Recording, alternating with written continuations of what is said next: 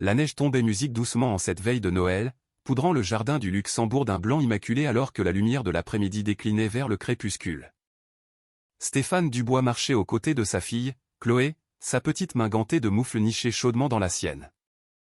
Elle avait 7 ans, un petit corps emmitouflé dans son manteau d'hiver marron, et sur la tête, cet éclatant bonnet rouge en tricot sur lequel elle insistait, chaque jour sans exception, depuis la fin novembre.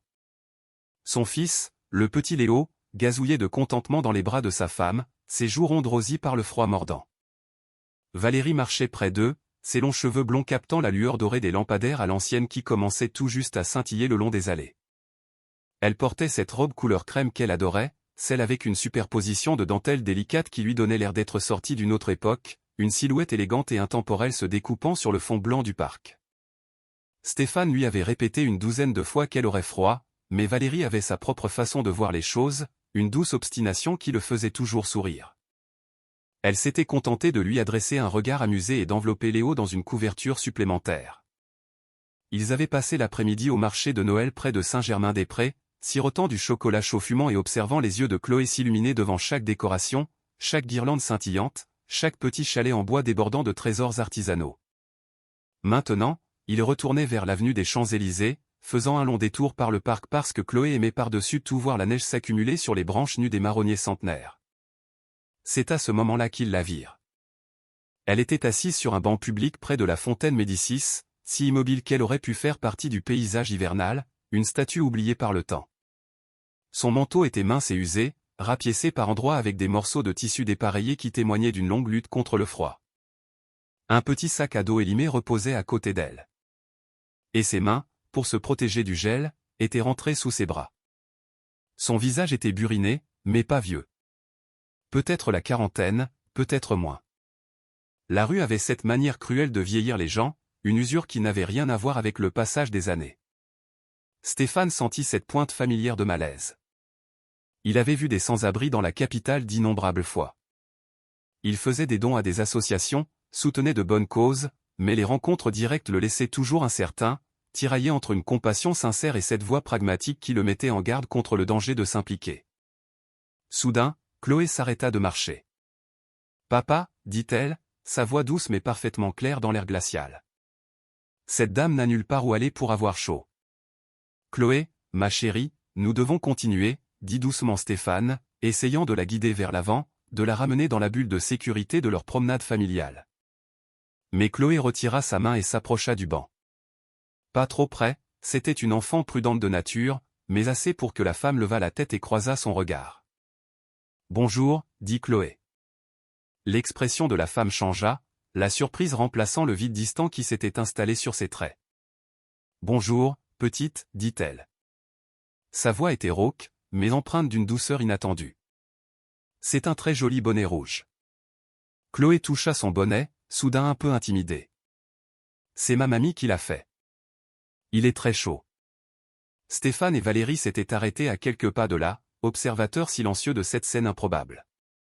Valérie berçait doucement Léo dans ses bras et Stéphane vit quelque chose dans son visage. Ce regard qu'elle avait lorsqu'elle était sur le point de faire quelque chose qu'il ne pouvait absolument pas prédire, un mélange de détermination et de tendresse. « Vous avez faim ?» demanda Chloé à la femme. « Chloé » commença Stéphane, mais Valérie posa une main légère sur son bras, un geste qui signifiait « attends ». La femme sur le banc hésita, un instant de vulnérabilité flottant entre eux. « Ça va aller, ma puce. C'est très gentil de ta part de demander. Mais c'est la veille de Noël, dit Chloé comme si cela expliquait tout, comme si cette simple phrase annulait toutes les objections possibles. Elle se tourna pour regarder ses parents, ses yeux bruns emplis d'un sérieux désarmant. « Papa, on peut l'emmener à la maison ?» La question resta suspendue dans l'air froid, aussi tangible que les flocons qui continuaient de dériver autour d'eux. Stéphane ouvrit la bouche, puis la referma, ne trouvant aucun mot adéquat. Il se tourna vers Valérie, s'attendant à y voir le reflet de sa propre hésitation. Au lieu de cela, ses yeux bleus brillaient d'une lumière intense, et elle souriait légèrement, de cette manière qui indiquait qu'elle avait déjà pris sa décision. « Je suis désolé, dit Stéphane à la femme. Ma fille est très directe. » La femme sourit, et ce simple mouvement transforma complètement son visage, effaçant pour un instant les marques de la fatigue et du chagrin. C'est une qualité magnifique. Il ne faut jamais s'excuser pour un cœur bienveillant. Elle regarda Chloé. Mais, ma chérie, on ne peut pas simplement emmener des inconnus chez soi. Ton papa a raison d'être prudent. Mais vous n'êtes plus une inconnue maintenant, dit Chloé avec la logique implacable de l'enfance. Je vous ai parlé de mon bonnet, et vous m'avez dit qu'il était beau. Ça veut dire qu'on n'est plus des inconnus. Valérie éclata de rire, un son chaud et cristallin qui semblait repousser le froid. Elle n'a pas tort, tu sais. Elle regarda la femme sur le banc. Je m'appelle Valérie. Voici mon mari, Stéphane. Notre fille, Chloé, et ce petit trésor, c'est Léo. Et ma fille a absolument raison. C'est la veille de Noël, et personne ne devrait être seul dans le froid.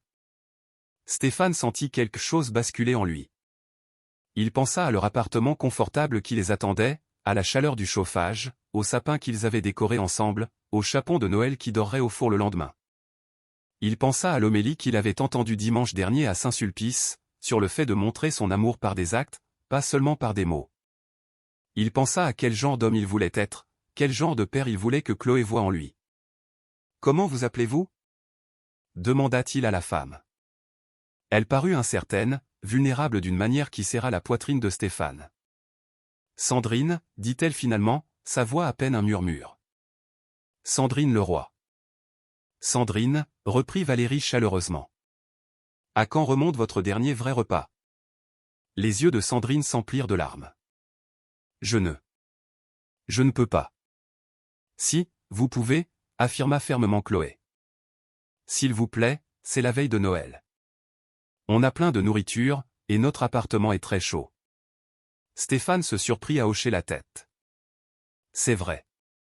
Nous serions honorés que vous vous joigniez à nous. » Les mots semblaient formels, inadéquats, mais ils étaient sincères. Il fut surpris de réaliser à quel point il les pensait. Sandrine les regarda tour à tour, son regard passant de Chloé à Valérie, puis à Stéphane. « Je n'ai pas. Je ne suis pas. » Elle prit une inspiration tremblante. « Je ne veux pas déranger. »« Vous ne dérangez pas si nous vous invitons, » dit Valérie d'un ton pratique. Et honnêtement, Stéphane a préparé assez de nourriture pour nourrir la moitié de la capitale.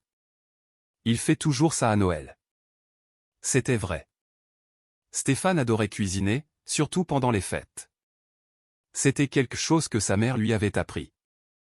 La façon dont la nourriture pouvait être une expression d'amour et de soin. « Venez, » dit Chloé, tendant sa petite main gantée. « S'il vous plaît. » Et Sandrine la prit. Ils marchèrent ensemble à travers le parc alors que le soir tombait complètement sur Paris. Chloé garda la main de Sandrine, bavardant sans arrêt sur l'école, ses chants de Noël préférés et comment elle avait aidé papa à faire des biscuits la veille. Sandrine écoutait avec l'attention de quelqu'un qui avait été privé de conversation normale, de connexion, du simple son de la voix d'un enfant parlant de choses ordinaires et merveilleuses. Valérie marchait de l'autre côté de Sandrine, Léo somnolent contre son épaule. Elle posait des questions douces, rien d'intrusif, montrant simplement de l'intérêt. D'où venait Sandrine? Avait-elle toujours vécu à Paris? Sandrine répondit lentement au début, puis avec plus d'aisance. Elle était originaire de Normandie. Elle était venue à Paris 20 ans plus tôt avec le rêve de devenir artiste. Elle avait travaillé dans des galeries, peint dans un petit studio d'artiste, vécu la vie de bohème qu'elle avait toujours imaginée. Que s'est-il passé? Demanda doucement Valérie. Sandrine resta silencieuse un moment, le regard perdu sur les lumières de la ville qui commençaient à percer à travers les arbres. La vie, dit-elle finalement. Ma mère est tombée malade. Je suis rentrée à la maison pour m'occuper d'elle. L'argent s'est épuisé. Elle est décédée. Je suis revenue à Paris, mais mon appartement n'était plus là. Mon travail non plus. J'ai essayé de tout recommencer, mais... Elle haussa les épaules, un geste d'une infinie lassitude. Parfois, le monde vous glisse entre les doigts, morceau par morceau, jusqu'à ce que vous regardiez autour de vous et réalisiez que vous êtes dans un endroit où vous n'aviez jamais eu l'intention d'être. Stéphane écoutait, humble devant la banalité de la chose. Pas de tragédie dramatique, pas d'événement catastrophique unique. Juste la vie, la façon dont elle pouvait se défaire quand on n'avait pas de filet de sécurité. Quand on n'avait personne pour vous rattraper quand on tombait. Leur immeuble haussmannien apparut au coin de la rue, ses fenêtres brillant chaleureusement dans l'obscurité de décembre. Stéphane tint la lourde porte cochère ouverte, et ils entrèrent tous dans la chaleur bénie du hall. Pierre, le concierge, eut l'air surpris un bref instant avant que son sourire professionnel ne reprenne le dessus. « Bonsoir, monsieur Dubois. »« Madame Dubois. »« Il fait froid ce soir. »« Très froid, Pierre. »« Joyeux Noël », acquiesça Stéphane. « Joyeux Noël, monsieur. » Dans l'ascenseur, Sandrine semblait submergée. Stéphane la vit observer les cuivres polis, les murs recouverts de miroirs, et écouter le bavardage continu de Chloé à propos de leur sapin de Noël. « Je devrais partir, » dit soudain Sandrine, sa voix brisée. « C'est trop. Je n'ai pas ma place ici. »« Vous avez votre place partout où quelqu'un vous invite avec un cœur ouvert, » dit fermement Valérie. « Et nous vous avons invité, alors oui, vous avez votre place ici ce soir. » Les portes de l'ascenseur s'ouvrirent sur le 12e étage. Leur appartement était au fond du couloir, et lorsque Stéphane déverrouilla la porte, un air chaud et des effluves de cannelle et de sapin les accueillirent. « Bienvenue, dit-il simplement, et il s'écarta pour laisser Sandrine entrer. Elle se tenait dans l'entrée, absorbant tout. Le salon avec ses hautes fenêtres donnant sur le parc. Le sapin de Noël dans le coin, décoré d'ornements collectionnés au fil des années de mariage. Les photographies sur les murs, famille, amis, moments de joie capturés et préservés. Les meubles confortables, les bibliothèques, la chaleur et la sécurité d'un foyer. Une seule larme coula le long de sa joue. Chloé retira ses bottes et son manteau, puis leva les yeux vers Sandrine avec expectative. « Je peux vous montrer ma chambre ? J'ai une maison de poupées que papa a fabriquée. » Sandrine essuya rapidement ses yeux. « J'adorerais la voir. » Pendant que Chloé entraînait Sandrine dans le couloir, jacassant tout le long du chemin, Valérie se tourna vers Stéphane. Léo s'était endormi contre son épaule, son petit visage paisible. « Je vais le coucher, » dit-elle doucement. « Ensuite, je viendrai t'aider pour le dîner. » Stéphane hocha la tête. Il se rendit à la cuisine et se lava les mains, regardant par la fenêtre la neige qui continuait de tomber sur Paris. Ses mains s'activaient automatiquement, accomplissant des tâches familières, vérifier le chapon, préparer les légumes rôtis, mettre la table, mais son esprit était ailleurs, retournant l'événement inattendu de la soirée. Il entendit la voix de Chloé depuis sa chambre, excitée et chaleureuse, et les réponses de Sandrine, plus douces, mais devenant plus animées. Il entendit Valérie fredonner en sortant de la chambre de Léo, et il pensa à ce que signifiait être vraiment béni, et à ce que l'on était censé faire de ces bénédictions. Le dîner fut prêt 1 heure plus tard. Ils s'assirent autour de la table de la salle à manger, Stéphane et Valérie, Chloé dont l'énergie débordante se calmait enfin face à la faim, et Sandrine, qui s'assit avec précaution, comme si la chaise pouvait disparaître si elle n'était pas assez douce. Stéphane servit le repas, simple mais abondant.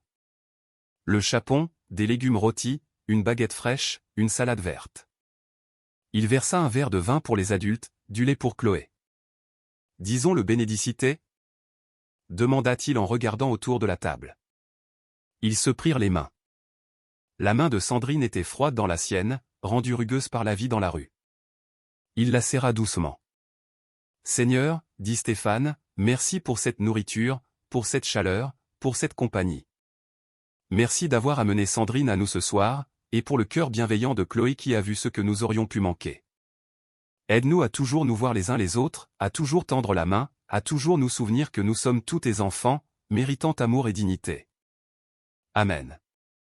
Amen, répétèrent-ils. Ils mangèrent, et à mesure que la nourriture et la chaleur opéraient leur magie, Sandrine commença à se détendre. Chloé la questionna sur la peinture et le visage de Sandrine s'illumina tandis qu'elle décrivait les couleurs et les techniques, la façon dont la lumière changeait tout, comment il fallait vraiment regarder le monde pour le capturer. « Vous peignez toujours ?» demanda Valérie. Sandrine secoua la tête. « Pas depuis des années. Pas de matériel, pas d'espace, pas. » Sa voix s'éteignit. « Pas d'espoir, » suggéra doucement Stéphane. Sandrine croisa son regard. « Oui, ça aussi. » Après le dîner, Valérie insista pour faire couler un bain pour Sandrine. Elle lui fournit des serviettes propres, des vêtements empruntés, du savon et du shampoing. Lorsque Sandrine émergea 1 heure plus tard, les cheveux propres et brossés, vêtue d'un pantalon de yoga de Valérie et d'un pull trop grand, elle semblait différente, plus jeune, plus elle-même. Ils s'assirent dans le salon, les lumières du sapin clignotant, la ville s'étendant à leurs pieds. Chloé avait finalement succombé au sommeil, endormie sur le canapé, la tête sur les genoux de Sandrine. Sandrine caressait distraitement les cheveux de l'enfant, et le geste était si tendre qu'il noua la gorge de Stéphane. « Pourquoi avez-vous fait ça ?» demanda doucement Sandrine. « Vraiment ?» Valérie et Stéphane se regardèrent. Ce fut Valérie qui répondit. « Parce que Chloé avait raison. C'est la veille de Noël et vous étiez seul. Parce que nous avons tant et que vous aviez besoin de si peu. Parce que... » Elle fit une pause, cherchant ses mots, « parce que je crois que nous ne sommes tous qu'à un mauvais coup du sort de ce banc sur lequel vous étiez assise. La vie est fragile. Les gens sont fragiles. Nous avons besoin les uns des autres. Et parce que je veux que mes enfants grandissent en sachant que la gentillesse n'est pas juste un mot, ajouta Stéphane. C'est un choix que l'on fait encore et encore. Parfois c'est facile et parfois c'est inconfortable, mais c'est toujours le bon choix. » Sandrine pleurait de nouveau. Des larmes silencieuses qui glissaient sur ses joues. « J'étais professeur d'art plastique, vous savez. Avant d'essayer de percer comme peintre. J'avais des élèves qui adoraient mes cours. J'avais une vie. Et puis, je n'en avais plus. » Elle baissa les yeux vers Chloé, dormant paisiblement. « J'ai été invisible pendant si longtemps. Les gens vous regardent sans vous voir quand vous êtes dans la rue. Ils y sont obligés, je pense, sinon la culpabilité les rongerait. Mais Chloé m'a vu. Elle m'a vraiment vu. Cette petite fille avec son bonnet rouge, elle m'a vu. Les enfants voient la vérité, dit doucement Valérie. Ils n'ont pas encore appris à détourner le regard. Ils parlèrent tard dans la nuit. Sandrine leur raconta davantage de son histoire, les bonnes années et les difficiles, les petites erreurs qui se sont accumulées, la façon dont l'espoir s'est érodé comme une pierre sous l'eau.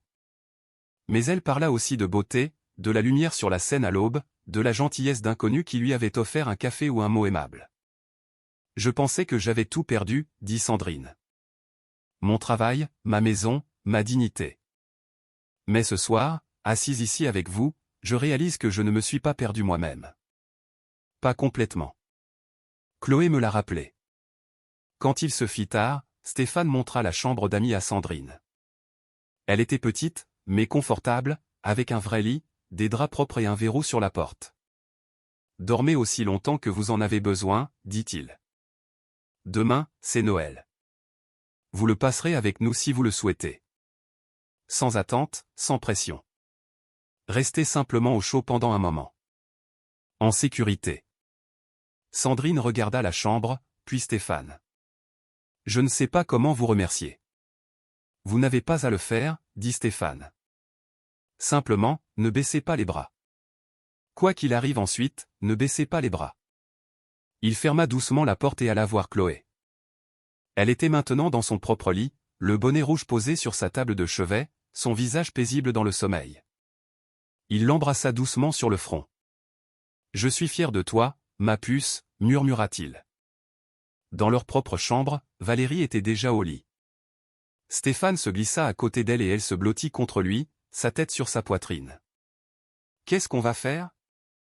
demanda-t-elle à voix basse. « Après ce soir, je veux dire. »« Je ne sais pas, » admit Stéphane. « Mais on trouvera une solution. Peut-être l'aider à trouver des services, un programme d'hébergement, quelque chose de mieux que ce banc. Peut-être que... » Il fit une pause. Peut-être qu'on sera juste ses amis. Peut-être que c'est un début. C'est un début, acquiesça Valérie. Ils restèrent dans l'obscurité, écoutant les bruits de la ville assourdis par la neige, sentant la chaleur de leur foyer autour d'eux et le nouveau poids de la responsabilité qu'ils avaient choisi d'accepter. Le matin de Noël, Chloé les réveilla tôt, comme le font les enfants. Elle courut dans le couloir, puis revint en courant. « Sandrine est toujours là. » annonça-t-elle joyeusement. Elle n'a pas disparu. Et elle n'avait pas disparu. Sandrine sortit de la chambre d'amis, l'air reposé, mais incertain. Chloé attrapa sa main et la tira vers le salon, vers le sapin et les cadeaux en dessous. Ils prirent d'abord le petit déjeuner, des crêpes que Stéphane préparait pendant que Chloé supervisait et que Valérie donnait à manger à Léo.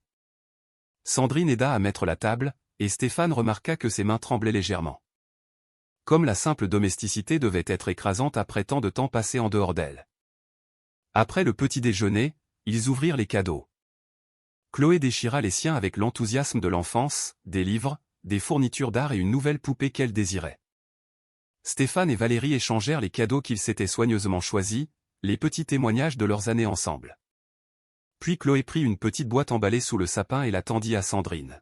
« C'est pour vous, dit Chloé. Sandrine la fixa. « Mais je ne. Vous ne saviez pas que je serais là. » Le Père Noël le savait, dit Chloé avec une certitude absolue. Et Stéphane dut se détourner pour cacher son sourire. Sandrine déballa le cadeau avec des mains tremblantes. À l'intérieur se trouvait une boîte d'aquarelle. Rien d'extravagant, juste un ensemble de bases d'un magasin d'art du Marais. Mais Sandrine les tenait comme si c'était un trésor. « Je ne peux pas accepter ça, murmura-t-elle. « Si, vous pouvez, dit fermement Chloé. Les artistes ont besoin de peinture. » Sandrine leva les yeux vers Valérie et Stéphane, son regard demandant la permission. Valérie hocha la tête en souriant. Chloé a raison. Les artistes ont besoin de peinture. Ils passèrent la journée ensemble. Un Noël étrange mais magnifique. Stéphane cuisina son traditionnel chapon et toutes les garnitures. Ils regardèrent des films de Noël, jouèrent à des jeux de société, rirent des blagues de Chloé. Sandrine était souvent silencieuse, mais Stéphane remarqua comment elle les observait, réapprenant à faire partie d'une famille, même temporairement. L'après-midi, pendant que Chloé faisait la sieste et que Valérie allaitait Léo, Stéphane et Sandrine se tenaient près des fenêtres, regardant le parc couvert de blanc. « J'ai appelé une amie, dit Stéphane à voix basse. Elle dirige un programme de logement de transition à Montreuil. Ils ont une place qui se libère en janvier. Chambre privée, aide à la recherche d'emploi, soutien psychologique si vous le souhaitez. C'est pour 6 mois, avec possibilité de prolongation. Je lui ai parlé de vous. Elle aimerait vous rencontrer si vous êtes intéressé. » Sandrine ne parla pas pendant un long moment. « Pourquoi ?» demanda-t-elle finalement. « Pourquoi feriez-vous tout ça pour une inconnue ?» Stéphane réfléchit à sa réponse. « Parce que Chloé nous a demandé de vous ramener à la maison et elle avait raison de le faire. Parce que Valérie et moi avons tellement reçu, et redonner est la seule chose qui ait du sens. Parce que vous n'êtes plus une inconnue, Sandrine. Vous êtes quelqu'un qui a partagé notre Noël. » Il fit une pause. « Et parce que je pense que vous avez encore beaucoup de tableaux en vous. J'aimerais les voir un jour. » Sandrine se tourna pour le regarder, et son expression était à vive d'émotion. « Je pensais que j'étais fini. Vraiment. Je ne faisais qu'exister, j'attendais. Je ne sais même plus quoi. » Elle essuya ses yeux. « Cette petite fille au bonnet rouge, elle m'a sauvé la vie hier soir.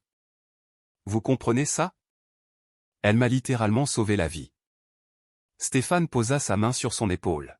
« Alors ne gaspillez pas le cadeau qu'elle vous a fait. Vivez-le. Vivez-le vraiment. » Sandrine resta pendant la semaine des fêtes. Ils l'emmenèrent rencontrer l'ami de Stéphane à Montreuil, qui l'accueillit chaleureusement et lui montra les lieux. C'était propre et sûr, avec des ressources et des gens qui se souciaient d'elle.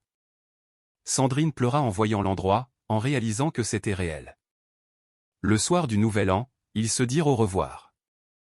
Sandrine serra Chloé très fort dans ses bras, et Chloé la serra en retour avec la même intensité. « Vous me ferez un dessin ?»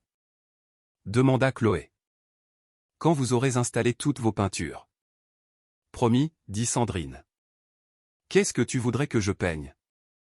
Chloé y réfléchit sérieusement. « Un bonnet rouge, de la neige et un banc dans un parc. Pour qu'on se souvienne toujours. »« Je n'oublierai jamais, » promit Sandrine. « Rien de tout ça. Aucun de vous. » Elle serra aussi Valérie et Stéphane dans ses bras, et Stéphane glissa une enveloppe dans la poche de son manteau. Pas grand-chose, mais assez pour l'aider à démarrer. Pour acheter quelques petites choses dont elle aurait besoin. « Merci, » murmura Sandrine. « De m'avoir vu. De m'avoir ramené à la maison. »« Merci à vous de nous avoir laissé faire, » répondit Valérie. Ils restèrent en contact. Sandrine envoyait des emails depuis la bibliothèque, puis depuis la salle informatique du centre d'hébergement. Elle trouva un travail, juste à temps partiel au début, dans un magasin de fournitures d'art, mais c'était stable et c'était à elle. Elle recommença à peindre, timidement au début, puis avec une confiance croissante. 3 mois plus tard, un paquet arriva à l'appartement des Dubois. À l'intérieur se trouvait une peinture, magnifiquement encadrée. Elle montrait un parc enneigé au crépuscule, des lampadaires brillants, et sur un banc, une femme dans un manteau mince. Mais s'approchant du banc, il y avait une petite fille avec un bonnet rouge vif, la main tendue, et derrière elle, une famille, père, mère, bébé, tous nimbés d'une lumière chaude se détachant sur le froid bleu de l'hiver. En bas, Sandrine avait écrit « Parfois ».